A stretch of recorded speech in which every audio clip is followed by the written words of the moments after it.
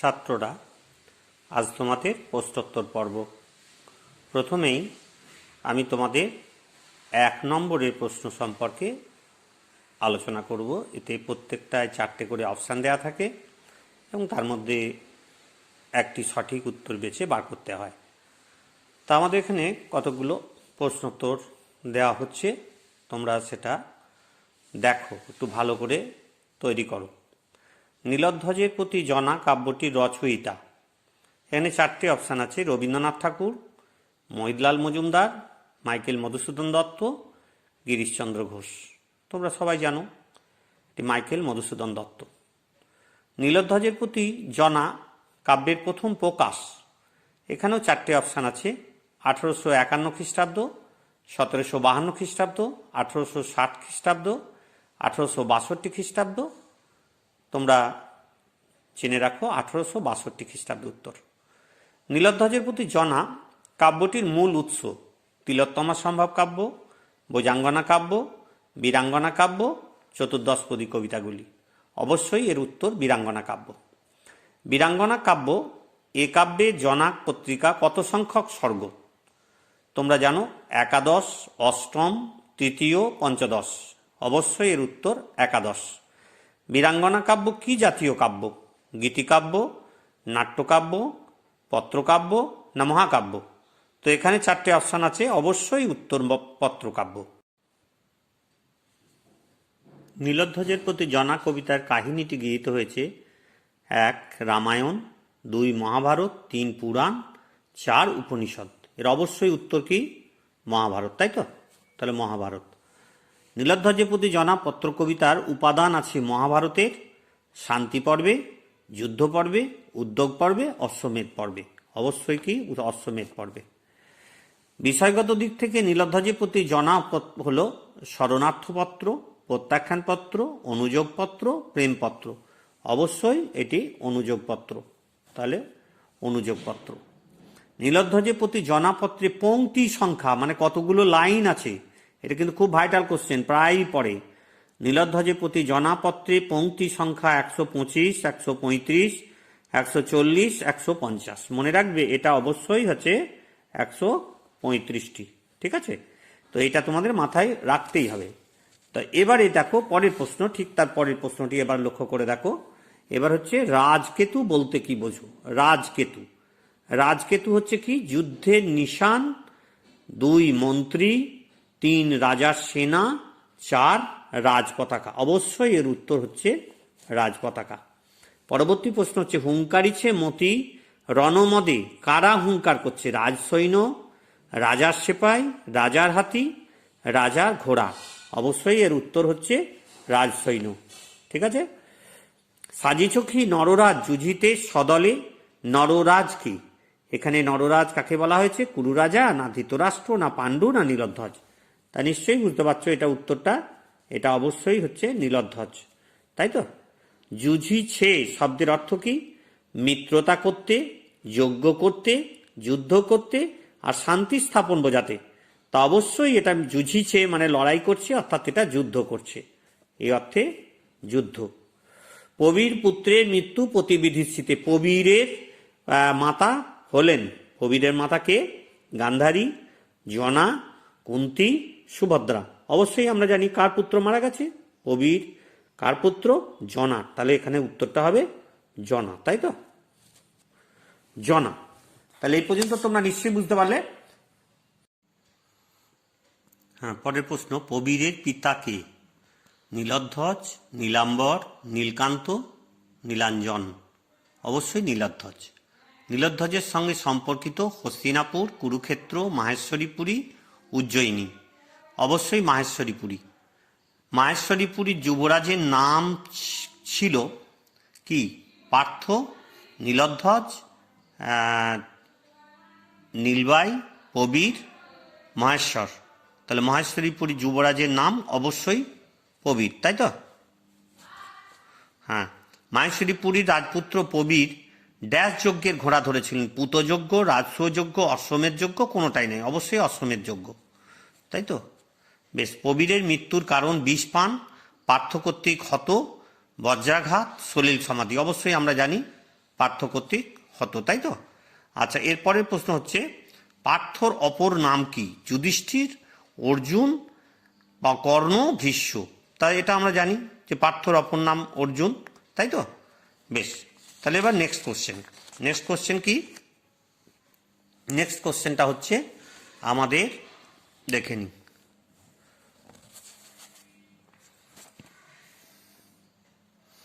মাহেশ্বরীপুরীর রথী কে? শ্বেতভুজ না শ্বেতধ্বজ না নীলধ্বজ না লোহিতধ্বজ?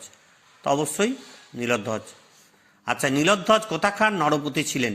হস্তিনাপুরের, অযোধ্যাপুরীর, রক্ষপুরীর, মাহেশ্বরীপুরীর? অবশ্যই মাহেশ্বরীপুরীর। পাষণ্ড ড্যাশ পার্থ তবপুরে অতিথি। তাহলে পাষণ্ড কে? পাষণ্ড হচ্ছে কি? ধনুর্ধর, বীর, পুত্রহা, পাণ্ডুরথী। অবশ্যই পাণ্ডুরথী। পাণ্ডুরথী বলতে কাকে বোঝানো হয়েছে? অর্জুনকে, ভীমকে, রামকে, কৃষ্ণকে। অবশ্যই অর্জুনকে। আচ্ছা, জনা অর্জুনকে পাণ্ডুরথী বলেছেন কারণ হলো অর্জুন ছিলেন পাণ্ডব বংশীয়, অর্জুনের গাত্রবর্ণ পাণ্ডুর, অর্জুন পাণ্ডবংশের রথে আরোহণ করেছিলেন, অর্জুন পাণ্ডুর মিত্র ছিলেন। অবশ্যই উত্তর হচ্ছে 1 নম্বরটা, তাই তো? অর্জুন ছিলেন পাণ্ডবংশীয়। যাহা প্রবীরের লোহে লোহিত, এখানে যাহা কি? অর্জুনের অস্ত্র, যুদ্ধক্ষেত্র, নীলধ্বজের হাত, অর্জুনের হাত। অবশ্যই নীলধ্বজের, অর্জুনের হাত, কারণ অর্জুনের রক্তে হাত দিয়েই প্রবীরকে হত্যা করা হয়েছিল। ক্ষত্রিয় ধর্ম এই কি নিমনি? এখানে নিমনি হলেন কে? দুর্যোধন না নীলধ্বজ না পার্থ না রামচন্দ্র? অবশ্যই নীলধ্বজকে পত্র লিখছেন, তাই নীলধ্বজ। ক্ষত্রিয় ধর্ম এই কি নিমনি? বক্তার কেন এই প্রশ্ন? নিমনি যুদ্ধক্ষেত্র ত্যাগ করেছেন, নিমনি পুত্রের মৃত্যুতে পাথর হয়ে গেছেন, নিমনি দিশাহারা হয়ে পড়েছেন, নিমনি পুত্রহন্তার সঙ্গে মিত্রতা স্থাপন করেছেন। অবশ্যই এটাই সঠিক। চর্ম শব্দের অর্থ হলো ঢাল, চামড়, তলোয়ার, চামড়া। তাই এমনি সাধারণ চর্ম শব্দের অর্থ চামড়া, কিন্তু এখানে এই কবিতায় চর্ম অর্থে কি ব্যবহার হয়েছে সেটা মাথায় রাখো। চর্ম অর্থে অবশ্যই ঢাল। এটা কিন্তু খুব ভাইটাল কোশ্চেন, এটা কিন্তু প্রায় পরীক্ষায় আসে, বুঝতে পারছো? তাহলে এর পরবর্তী অংশটা আবার দেখি। পরের প্রশ্ন হচ্ছে আমাদের অবজেক্টিভ কোশ্চেন। নিবাইতে শোকাগ্নি ফাল্গুনীর লোহে। ফাল্গুনীর লৌহ কথাটির অর্থ কি? ইন্দ্রের রক্ত, অর্জুনের রক্ত, কৃষ্ণের রক্ত, ভীমের রক্ত? তো অবশ্যই অর্জুনের রক্ত। এই তো সাজে তোমারে। তোমারে বলতে কাকে বোঝাতে চেয়েছেন? কাকে? নীলধ্বজকে, অর্জুনকে, প্রবীরকে, কৃষ্ণকে? অবশ্যই নীলধ্বজকে। এই তো সাজে তোমারে ক্ষত্রমণি তুমি মহাবাহু। মহাবাহু কথাটির অর্থ লম্বা বাহু, কঠিন বাহু, বীরের বাহু, শক্ত বাহু? অবশ্যই বীরের বাহু। ঠিক আছে, তাহলে আশা করি বুঝতে পারলে। এর পরের কোশ্চেনটা কি? নেক্সট কোশ্চেন হচ্ছে আমাদের, আমি নাথ বিধির বিধানে পরাধীন। জনার পরাধীনতার কারণ কি?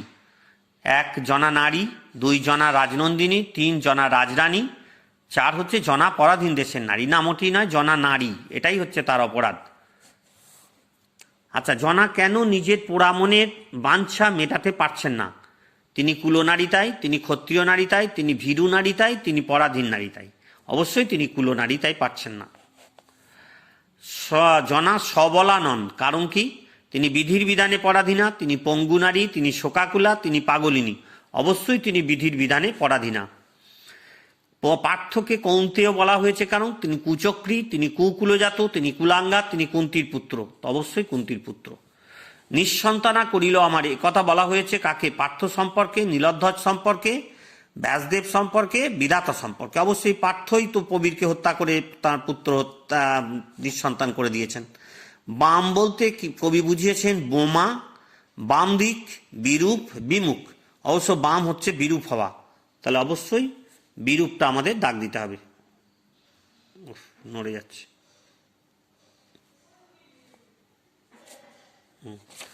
ঠিক আছে, এরপরে হচ্ছে অবশ্যই কেন বৃথা পোড়া ড্যাশ বরশি শাসি। নয়ন, আঁখি, চোখ, লোচন? অবশ্যই আঁখি। রে অবোধ কে মুছিবে তোরে। এখানে অবোধ হলেন কৃষ্ণ, অর্জুন, নীলধ্বজা, প্রবীর, তাই তো? তাহলে এখানে হচ্ছে রে অবোধ কে মুছিবে তোরে, তাহলে এখানে হচ্ছে অবশ্যই হচ্ছে প্রবীর। বিবরে লুকায়ে কাঁদি খ্যাদে মর অরে। ভীরুচিত ব্যাধ মণিহারা ফণি, বিধির বিধানে নিজ পরাক্রমে? মণিহারা ফণি, এটা টেক্সটের লাইন, দেখলেই পাবে। জনা রাজাকে কার সঙ্গে কুরুপুরে যাওয়ার কথা বলেছেন?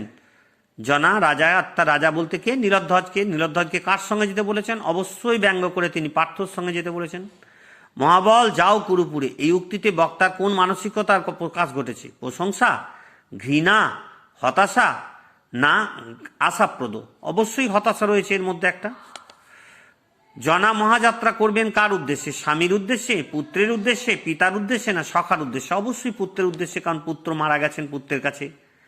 জনার মহাযাত্রা আসলে কি? যুদ্ধযাত্রা, আত্মহনন, অর্জুনের কৃতকর্মের প্রতিবিধান না গৃহত্যাগ? অবশ্যই আত্মহনন, তাই তো? তাহলে এই পর্যন্ত আমরা যেটা পড়লাম এটা হচ্ছে আমাদের অবজেক্টিভ কোশ্চেন, অর্থাৎ আমরা এবারে তোমাদের একটু বড় কোশ্চেন, অর্থাৎ আমাদের যে 5 নম্বরের কোশ্চেনগুলো পড়ে এবং সেটা কি ধরনের উত্তর লিখলে ভালো উত্তর করা যাবে সে সম্পর্কে আমি এখন বলছি। এবার বড় প্রশ্ন, জনা পত্রিকার প্রথম প্রশ্ন পড়ছি আমরা। হায় পাগলিনী জনা, পাঠ্য পত্রানুসারে পাগলিনী জনার চরিত্র আলোচনা করো। এটা সংসদে নমুনা প্রশ্ন 2014 দিয়েছিল। অথবা নীলধ্বজের প্রতি জনা কাব্য থেকে জনা চরিত্র বিশ্লেষণ করে তার অনবদ্যতা দেখাও। অথবা বীরাঙ্গনা কাব্যের নায়িকা আধুনিক জীবনবোধের রূপায়ণ আলোচনা করো। তা আমি একটা মডেল উত্তর তোমাদের দেওয়ার চেষ্টা করছি, যেটা মোটামুটি লিখলে ভালো উত্তর হতে পারে আর কি। তা প্রথমেই আমরা দেখি, বীরাঙ্গনা কাব্যের বীরাঙ্গনা তেজস্বিনী নারী প্রতিম মূর্তি। জনা একাধারে বীর মানে সাহসী, আর অঙ্গনা মানে নারী অর্থাৎ সাহসিনী নারী। কবি মধুসূদন সৃষ্ট নীলধ্বজের প্রতি জনায় জনা চরিত্রটি মহাভারতাশ্রিত হলেও 19 শতকের নারী জাগরণ উন্মেষের মূর্তিমতী প্রতীক জনা রক্তমাংসের মানবী, যার মধ্যে প্রতিশোধ স্পৃহা, প্রতিহিংসা, মাতৃসত্তা, সহধর্মিনীর কর্তব্য পালন, চিরন্তন নারীত্বের কোমলতা সবকটি গুণ স্পষ্ট।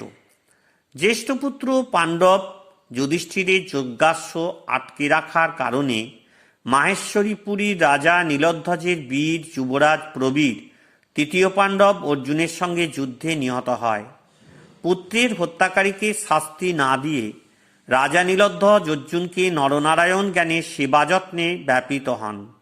পুত্রহীনা মাতা প্রবীর জননী জনা স্বামীরেরূপ বিসদৃশ কাপুরুষোচিত আচরণে পুত্রশোকের আকুলতাকে ক্রোধাগ্নিতে রূপান্তরিত করে প্রতিশোধ স্পৃহায় জনা স্বামীর প্রতি অনুরোধ করেন পুত্রঘাতকের খণ্ডমুণ্ড যেন তিনি নিয়ে আসেন তাঁর শূলদণ্ড শিরে। প্রতিশোধ স্পৃহার তীব্রতায় উচ্চকণ্ঠে জনা বলে ওঠেন, ভুলিব এ জ্বালা, এ বিষম জ্বালা, দেব ভুলিব সত্তরে।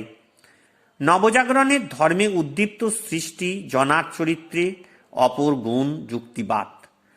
আধুনিক সময়ের প্রতিনিধি জনা, তার মানসে তাই অহৈতুকী দৈবভক্তি নেই, বরং দেবতাজ্ঞানী পূজন অপেক্ষা মানুষরূপে দোষ গুণ বিচারই তাঁর কাম্য।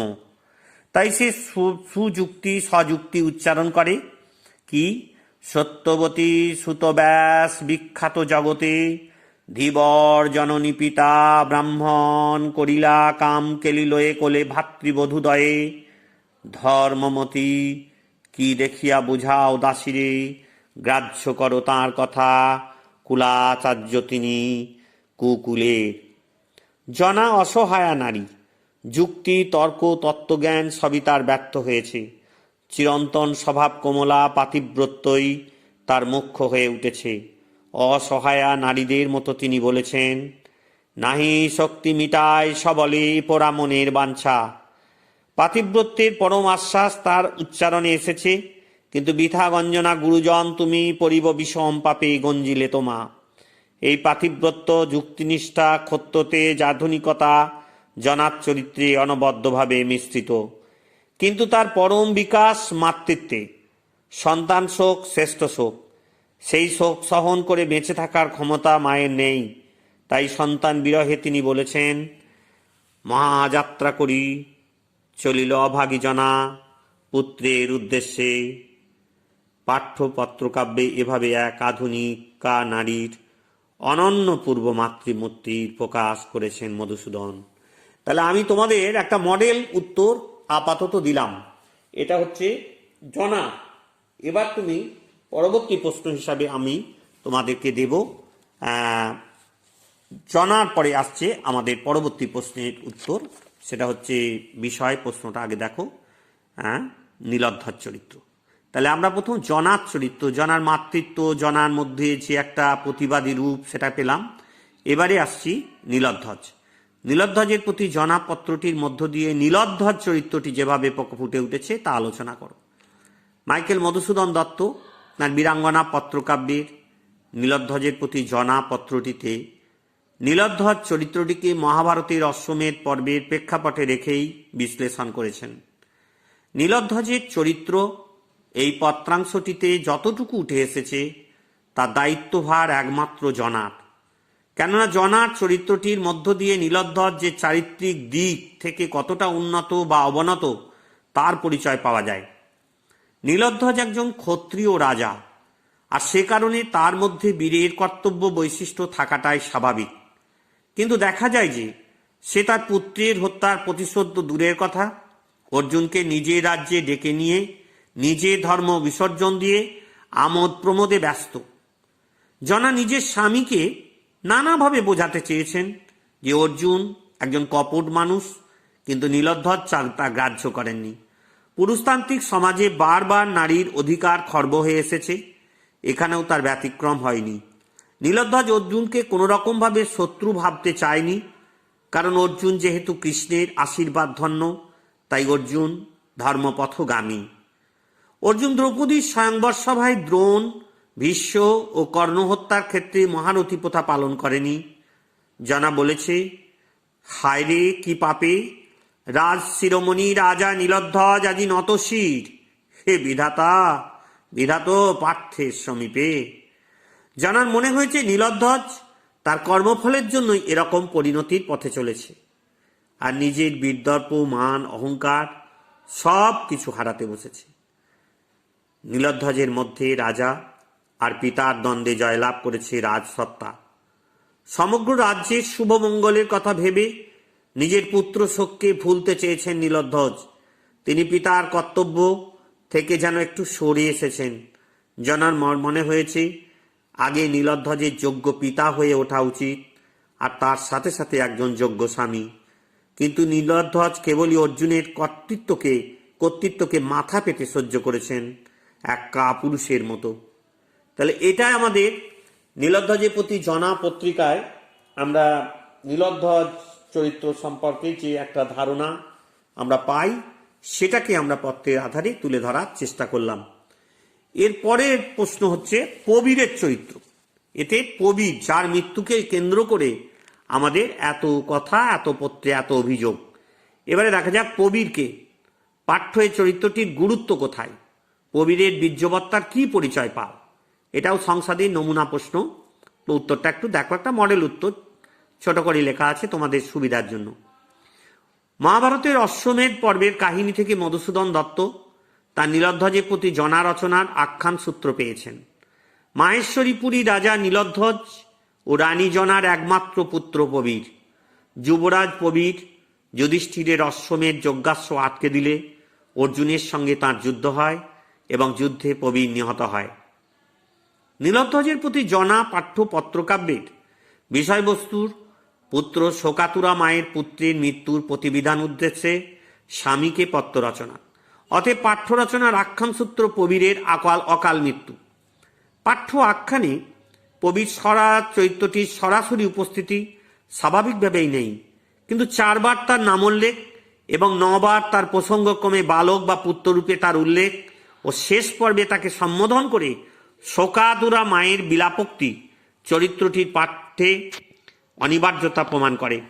প্রবীর সূত্রে স্বামীকে পত্র এবং প্রবীরের কথা বলে স্বামীকে ক্ষত্রধর্ম স্মরণ করাতে চাওয়া, উদ্দীপ্ত করতে চাওয়া, প্রবীরের সূত্রে পুত্রহা রিপু অর্জুনের চরিত্রস্বরূপ প্রকাশ, পরিশেষে প্রবীর নাম করে বিলাপ ও প্রবীরের উদ্দেশ্যে জনার মহাযাত্রা করতে চাওয়া প্রমাণ করে পাঠ্য কাহিনীতে কেবল নামোল্লিখিত এই চরিত্রটিও প্রধান চরিত্রগুলি প্রায় সমান গুরুত্বের দাবি রাখে। বীর্যবত্তা শব্দার্থ বীরত্ব।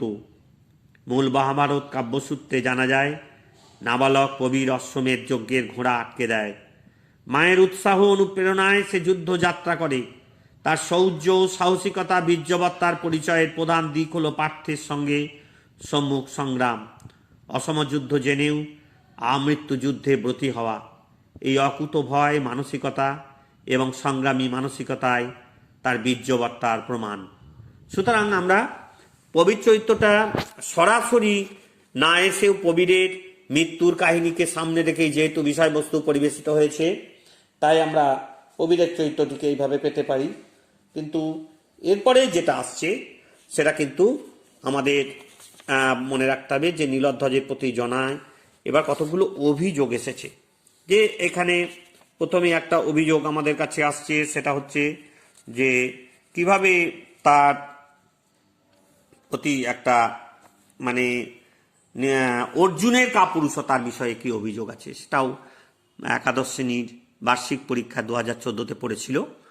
তা সেটা একটু দেখে নেওয়া যাক। কবি মাইকেল মধুসূদন দত্ত এর প্রশ্নটা হচ্ছে, নীলধ্বজের প্রতি জনা কবিতায় জনা অর্জুনের কাপুরুষতার কি কি দৃষ্টান্ত তুলে ধরেছেন। কারণ অর্জুনকে কাপুরুষ প্রমাণ করার জন্যে মধুসূদন কিন্তু পত্রে বেশ কিছু যা উল্লেখ করেছেন এবং জনা যে কথাগুলো পত্রের মাধ্যমে বলেছেন সেটাকে আমরা একটু হাইলাইট করছি। কবি মাইকেল মধুসূদন দত্ত তাঁর বীরাঙ্গনা কাব্যের একাদশ পত্রিকা নীলধ্বজের প্রতি জনা রচনায় জনা চরিত্রটিকে এক ব্যতিক্রমী নারী সত্তা রূপে গড়ে তুলেছেন। প্রথমত তিনি একাধারে জায়া ও জননী, অন্যদিকে বীরাঙ্গনা ক্ষত্রিয় রমণী। পুত্র হত্যারকের বিরুদ্ধে তার প্রবল ক্ষোভ স্বযুক্তি ভাষ্যে উন্মোচিত করেছেন অর্জুনের চরিত্র। কেবল আক্রোশ প্রকাশ নয়, তিনি দৃষ্টান্ত সহ তুলে ধরেছেন অর্জুনের হীন চরিত্র, জঘন্য মানসিকতা, ঘৃণ্য আচরণ এবং কাপুরুষতাকে। পাষণ্ড পাণ্ডুরথী পার্থ সম্পর্কে তিনি প্রথমেই বলেছেন, ভোজবালা শৈরিণী কুন্তীর জারজ সন্তান অর্জুন। দ্বিতীয়ত স্বয়ংবর সভায় ব্রাহ্মণের ছদ্মবেশ ধারণ করে সেই লক্ষ্য ক্ষত্রিয় রাজাদের ছলনা করেছে এবং ব্রাহ্মণ বিবেচনায় ক্ষত্র রাজারা তার সঙ্গে যুদ্ধ না করার সুযোগ নিয়েই সে স্বয়ংবরে বিজয়ী হয়েছে। তৃতীয়ত খাণ্ডব দহন করে দেবতা অগ্নির ক্ষুদামান্দ বা অগ্নিমান্দ রোগ দূর করে অর্জুন যশ লাভ করেন এবং দেবতাদের আশিস ও শস্ত্র পান, কিন্তু এ কাজ তিনি করতে সক্ষম হন কৃষ্ণের কৃপা ও সাহচর্যে। অতএব খাণ্ডব দহন জনিত অর্জুনের গৌরব প্রকৃত গৌরব নয়। চতুর্থত পিতামহ ভীষ্মকে অর্জুন হত্যা করেছে নপুংসক শিখণ্ডীর সহায়তায় আত্মরক্ষা করে। এ কর্ম কখনোই প্রকৃত বিরচিত নয়। পঞ্চমত গুরু দ্রোণাচার্যকে হত্যা করার ঘটনাটি আরও নিন্দনীয়। মিথ্যা বচনে অস্ত্রত্যাগী যোদ্ধাকে হত্যা করেছে অর্জুন, এই আচরণ প্রমাণ করে সে নরাধম। ষষ্ঠত যাবতীয় মহারথীপুতা ভুলে ব্রহ্মশাপে বিকল নিরস্ত্র কর্ণকে অসহায় অবস্থায় হত্যা বর্বরতা কাপুরুষতার নিদর্শন। এভাবেই অর্জুন চরিত্রের প্রতি অভিযোগ এনে জনা অর্জুনের কাপুরুষতা, বর্বরতা, নীচতা এবং ছদ্মবীর খ্যাতির বাস্তবানুক দৃষ্টান্ত তুলে ধরেছেন। তার সুযুক্তি বা স্বযুক্তি ব্যাখ্যা অর্জুন সম্পর্কে পাঠককে নবভাবে ভাবিত করে। তাহলে আমরা নিশ্চয়ই এবারে বুঝতে পারলাম যে কি ধরনের অভিযোগ তুলেছেন, কিন্তু এই পত্রে আরও কিছু অভিযোগ আছে। এবারে যে অভিযোগটা সেটা হচ্ছে দ্রৌপদী সম্পর্কে কি অভিযোগ করলেন। এই দ্রৌপদী সম্পর্কে অভিযোগ এবারে আমাদের দেখা দরকার, দ্রৌপদী সম্পর্কে কি অভিযোগ করেছেন। এবারে প্রশ্ন দেখো, দ্রৌপদী সম্পর্কে জনা কি কি অভিযোগ করেছেন, অথবা অলির সখী রবি রধিনী সমীরণ প্রিয়া তার সম্পর্কে মন্তব্য করা হয়েছে কেন, অথবা শাশুড়ির যোগ্য বধূ পৌরব সরসে কার সম্পর্কে উক্তিটির তাৎপর্য ব্যাখ্যা করো।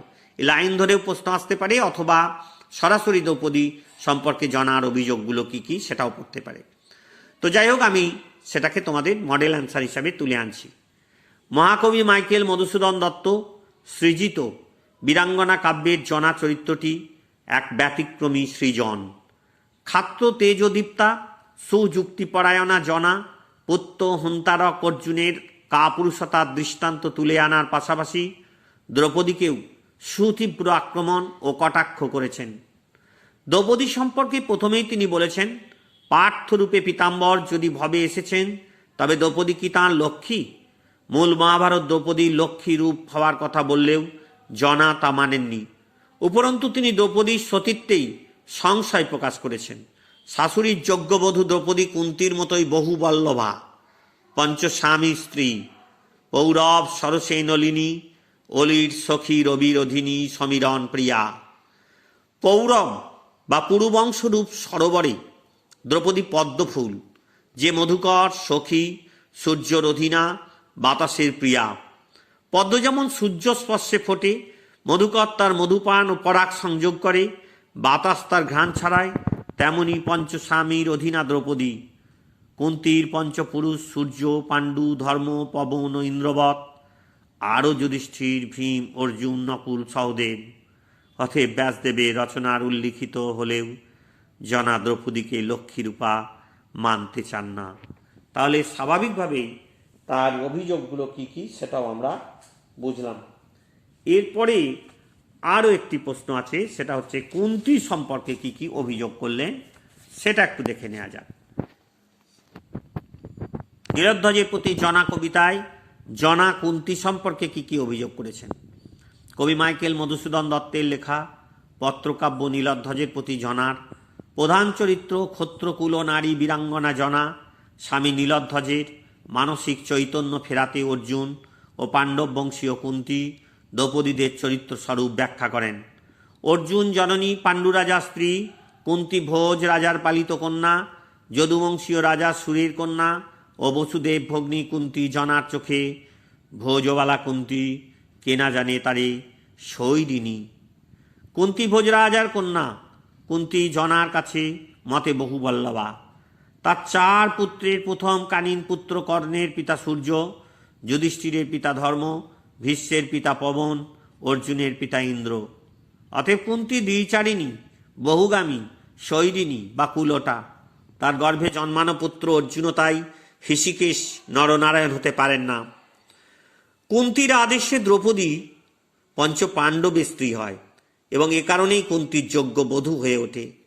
ক্ষত্রিয় তেজদীপ্তা জনা কুন্তীর চরিত্রকে এভাবে মহীয়সী নয়, নষ্টা রমণী বলে অভিযুক্ত করেছেন। সুতরাং অভিযোগের তীর যে বিষয়টা সেটা আমাদের কাছে বুঝে নিতে কোনো অসুবিধা হয়নি। তাহলে এবারে আমরা আরেকটি বিষয় আসবে। এবার কিছু খুচরো কোশ্চেন আমরা দেখাবো, যেখান থেকে দেখো কি ধরনের ছোট ছোট কোশ্চেন আরও আসে, সেটা একটু লাইন তুলে সেটা একটু দেখে নাও। দহিল খাণ্ডব দৃষ্ট কৃষ্ণের সহায়ে।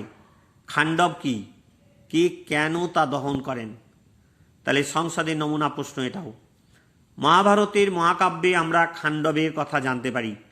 ধৃতরাষ্ট্রের অনুমতিতে যমুনা নদীর তীরের খাণ্ডব প্রস্থে বা খাণ্ডব প্রদেশে ইন্দ্রপ্রস্থ নগর স্থাপন করে পাণ্ডবরা বসবাস করা শুরু করেন।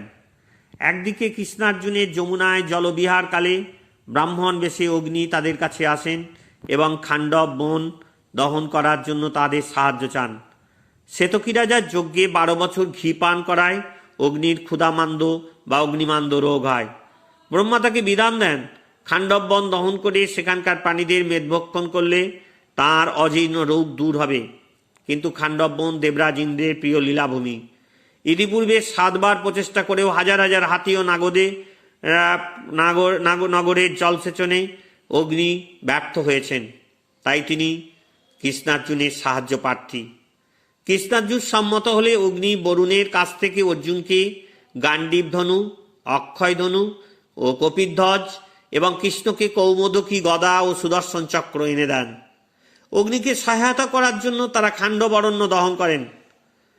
তাহলে 15 দিন ব্যাপী এই দহন থেকে রক্ষা পান কেবল ময়দানব, তক্ষক নাগপুত্র অশ্বমেধ ও 4টি সাংকক প্রাণী পাখি। জনমতে দুষ্ট কৃষ্ণের সাহায্যে অগ্নিসহ দেবতাদের আশিসে অর্জুন এ কাজ সমাপ্ত করেন এবং মিথ্যে যশ প্রাপ্ত হন। সুতরাং এই খাণ্ডব দহনে অর্জুনের তেমন কোনো কৃতিত্ব নেই। তাই অর্জুনকে এই খাণ্ডব দহনের জন্য বীরের মর্যাদা দেওয়া মোটেই এটা জনার পছন্দ হয়নি, তাই তিনি এটা মেনে নিতে পারেননি। এরপরে আরেকটি প্রশ্ন আমি দেব, সেটা একটু দেখো। সত্যবতী সুতপুত্র বিখ্যাত জগতে মন্তব্যটির পৌরাণিক প্রসঙ্গ আলোচনা করে উল্লেখ করে এটার উল্লেখের কারণ তার দেখাতে হবে। তাই সত্যবতী মহাভারত রচয়িতা ব্যাসদেবের প্রকৃত নাম কৃষ্ণদ্বৈপায়ন। কুরুবংশীয় চেদিরাজ ও অপ্সরা অদ্রিকার কন্যা ধীবরদের কাছে পালিত হয়। এই কন্যা মৎস্যগন্ধা বা গন্ধবতী নৌকা পারাপার করত। পরাশর মুনি খেয়া পারাপারের সময় তাকে দেখে মুগ্ধ হয়ে তার গর্ভে কৃষ্ণদ্বৈপায়নের জন্ম দেন। ইনি কৃষ্ণের অংশ, মহাভারতের রচয়িতা, অষ্টাদশ পুরাণের সৃজক এবং বেদের ব্যাস বলে এনার নাম হয় দেবর্ষি বেদব্যাস। মহাজ্ঞানী মহাযোগী সিদ্ধপুরুষ ব্যাস কৃষ্ণবর্ণের এবং কুৎসিত দর্শন ছিলেন। জন্মের পর তিনি পিতার সঙ্গে চলে যান এবং মাকে বলেন স্মরণ করলেই উপস্থিত হবেন। ব্যাস জন্মের পরও মৎস্যগন্ধা কুমারী থাকেন এবং দাসরাজ বসু তাকে প্রতিপালন করে নাম দেন সত্যবতী। সত্যবতী শান্তনুকে বিয়ে করে বিচিত্রবীর্য ও চিত্রাঙ্গদার জন্ম দেন। বিচিত্রবীর্যের অকাল মৃত্যুতে মাতা সত্যবতীর অনুরোধে বিচিত্রবীর্যের দুই স্ত্রী অম্বিকা ও অম্বালিকার গর্ভে ধৃতরাষ্ট্র ও পাণ্ডুর জন্ম দেন। পুত্রর হন্তারক পার্থের চরিত্রের প্রকৃত স্বরূপ প্রকাশ করে স্বামী নীলধ্বজের বাস্তব চেতনা ফিরিয়ে আনতে চান জনা। আর সেই জন্যই তার সুতীব্র ক্ষোভ প্রকাশকালে তিনি ব্যাসের প্রসঙ্গে এনেছেন। যে দ্বৈপায়ন ঋষি বেদ পুরাণে শাস্ত্রখ্যাত, তিনি মহাভারতে পাণ্ডব কীর্তন করেছেন। তাই মন্তব্য রচনা থেকে অর্জুনের নাম যশ কীর্তির প্রচার। কিন্তু জনার মতে ব্যাস নিজেই নষ্ট ভ্রষ্ট চরিত্রের। ভাতৃবধূদের গর্ভে সন্তান জন্ম দেয়া ছদ্ম ধার্মিক। তিনি কুকুলের কুলাচার্য। তাই তার মতো, তার কথা, তার প্রশংসা সবই অর্থহীন। পুত্র শোকাতুরা জনা এভাবেই ব্যাসের প্রসঙ্গ ব্যাখ্যা করেছেন। আর লাস্ট কোশ্চেন, এবারে আমি জনা চরিত্র থেকে শেষ প্রশ্ন তোমাদের দেব, যা করলে এরপর তোমাদের এগুলো থেকেই তুমি সব কমন পাবে আশা করছি। এর বাইরে কোনো প্রশ্ন হবে না। ছদ্মবেশে লক্ষ্যরাজে ছলিলা দুর্মতি স্বয়ংবরে, কার স্বয়ংবর? কে ছলনা করেছে? কি ছলনা? সংসদের প্রশ্ন এটা। প্রাচীনকালে স্বয়ংবর এক সুপ্রসিদ্ধ বিবাহ প্রথা ছিল। পাঞ্চাল রাজ ধ্রুপদের কন্যা দ্রৌপদীর স্বয়ংবর সভার কথা কবি মধুসূদন দত্তের নীলধ্বজের প্রতি জনা পত্রকাব্যের প্রধান চরিত্র জনা উল্লেখ করেছেন। পুত্রহন্তারক অর্জুনের স্বরূপ স্বামীর কাছে প্রকাশকালে তিনি অর্জুনের চরিত্রের কাপুরুষতা, ছদ্মবীর খ্যাতি, যোদ্ধা অপেক্ষা কৌশলী হওয়া, মহারথী প্রথা না মানা ইত্যাদির উদাহরণ দিতে দিতে এ মন্তব্যটিও করেন। দ্রৌপদীর স্বয়ংবর উপলক্ষে রাজা দ্রুপদ এক কৃত্রিম আকাশযন্ত্র ও এক দুর্জয় ধনু তৈরি করে ঘোষণা করেন, এই ধনুতে জ্যা রোপণ করে যিনি যন্ত্রের মধ্যে পঞ্চবার নিক্ষেপ করতে পারবেন তিনি দ্রৌপদীকে লাভ করবেন। অজ্ঞাতবাসের শেষ দিনে ব্রাহ্মণ ছদ্মবেশী পাণ্ডবরা সে সভায় যান এবং অর্জুন লক্ষ্যভেদ করেন। উপস্থিত ক্ষত্রিয়রাও ব্রাহ্মণ বেশে থাকায় যুদ্ধ ঘোষণা করেননি তাদের বিরুদ্ধে।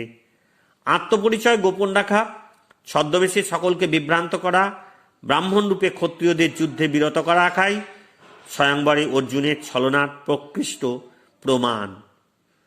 তাই অর্জুন চরিত্রকে ততটা উজ্জ্বল চরিত্র বলা যায় না, এটাই জনা মনে করেন। তাহলে এই ধরনের মন্তব্য থেকে, এই ধরনের প্রশ্নোত্তর পর্ব থেকে আমরা নিশ্চয়ই কিছুটা হলেও ধারণা পেলাম যে নীলধ্বজের প্রতি জনা পত্রিকা থেকে কি কি প্রশ্ন এবছর আসতে পারে। আমি সেগুলোকে মাথায় রেখেই গুরুত্বপূর্ণ প্রশ্নোত্তরগুলো দিলাম তোমাদের এই প্রশ্নগুলো কাজে লাগবে।